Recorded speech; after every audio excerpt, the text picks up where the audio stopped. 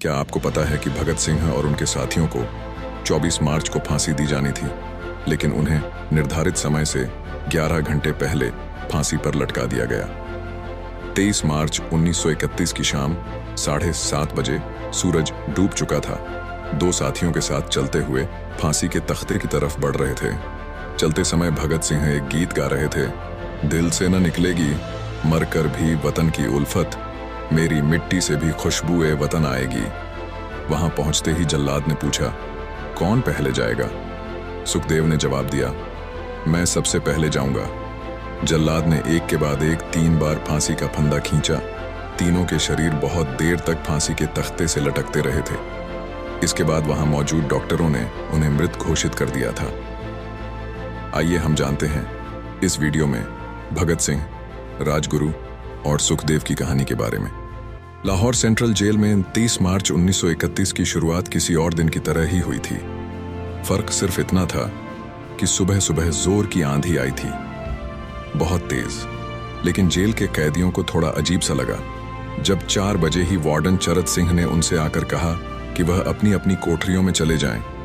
उन्होंने कारण नहीं बताया था। उनके मुंह से सिर्फ यह निकला कि आदेश ऊपर से है। अधिकारी सोच रहे थे कि माजरा क्या है।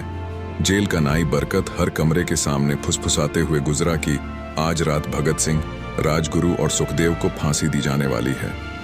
उस क्षण की निश्चिंतता ने उनको झकझोर कर रख दिया। कैदियों ने बरकत से मनुहार की कि वह फांसी के बाद भगत सिंह की कोई भी चीज जैसे पेन, कंघा या घड़ी उन्हें लाकर दें, ताकि वह अपने पोते पोतियों को बता सकें कि कभी वह भी भगत सिंह के साथ जेल में बंद थे। बरकत भगत सिंह की कोठरी में गया और वहां से उनका पेन और कंघा ले आया। सारे कैदियों में होड़ लग गई कि किसका उस पर अधिकार हो। आखिर में ड्रॉ निकाला गया, लाहौर कॉन्स्पिरेसी केस। अब सब कैदी चुप हो चले थे। उनकी निगाहें उनकी कोठरी से गुजरने वाले रास्ते पर लगी हुई था। भगत सिंह उनके साथ फांसी पर लटकाए जाने के लिए उसी रास्ते से गुजरने वाले थे। एक बार पहले जब भगत सिंह उसी रास्ते से ले जाया जा रहे थे तो पंजाब कांग्रेस के नेता भीमसेन सच्चर ने आवाज ऊंची कर उनसे पूछा था, आप और आपके साथियों ने लाहौर कॉन्स्पिरेसी केस में अपना बचाव क्यों नहीं किया? भगत सिंह का जवाब था, इनकलाबी को मारना ही होता है, क्योंकि उनके मरने से ही उनका अभियान मजबूत होता है। अदालत में अपील से नहीं। वार्डन शरद सिंह भगत सिंह के खैरख्वाह थे और अपनी तरफ से जो कुछ बन पड़ता था उनके लिए किया करते थे। उनकी वजह से ही लाहौर की द्वारकादास लाइब्रेरी से भगत सिंह के लिए किताबें निकलकर जेल के अंदर आ पाती थीं। भगत सिंह की जेल की जिंदगी काफी कठिन थी।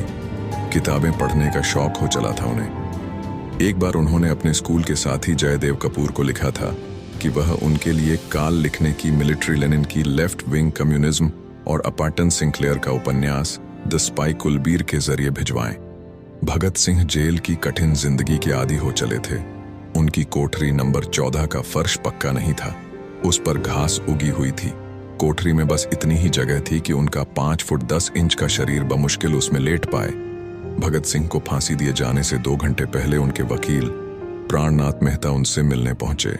मेहता ने बाद में लिखा कि भगत सिंह अपनी छोटी सी कोठरी में पिंजड़े में बंद शेर की तरह चक्कर लगा रहे थे। इनकलाब जिंदाबाद। उन्होंने मुस्कुराकर मेहता को स्वागत किया और पूछा कि आप मेरी किताब रिवॉल्यूशनरी लेनिन लाए या नहीं। जब मेहता ने उन्हें किताब दी तो वे उसे उसी समय पढ़ने लगे, मानो उनके पास अब ज्यादा समय न बचा। मेहता ने उनसे पूछा कि क्या आप देश को कोई संदेश देना चाहेंगे? भगत सिंह ने किताब से अपना मुंह हटाए बगैर कहा, सिर्फ 2 संदेश, साम्राज्यवाद मुर्दाबाद और इनकलाब जिंदाबाद। इसके बाद भगत सिंह ने मेहता से कहा कि वह पंडित नेहरू और सुभाष चंद्र बोस को मेरा धन्यवाद पहुंचा दें, जिन्होंने मेरे केस में गहरी रुचि ली थी। भगत सिंह से मिलने के बाद मेहता राजगुरु से मिलने उनकी कोठरी पहुंचे। राजगुरु के अंतिम शब्द थे, हम लोग जल्द मिलेंगे। सुखदेव ने मेहता को याद दिलाया कि वह उनकी मौत के बाद जेलर से वह कैरम बोर्ड ले लें, जो उन्होंने उन्हें कुछ महीने पहले दिया था। मेहता के जाने के थोड़ी देर बाद जेल अधिकारियों ने तीनों क्रांतिकारियों को बता दिया कि उनको वक्त से 12 घंटे पहले ही फांसी दी जा रही है। अगले दिन सुबह 6 बजे की बजाय उन्हें उसी शाम 7 बजे फांसी पर चढ़ा दिया जाएगा। भगत सिंह मेहता द्वारा दी गई किताब के कुछ पन्ने ही पढ़ पाए थे। उनके मुंह से निकला, क्या आप मुझे इस किताब का एक अध्याय भी खत्म करने नहीं देंगे?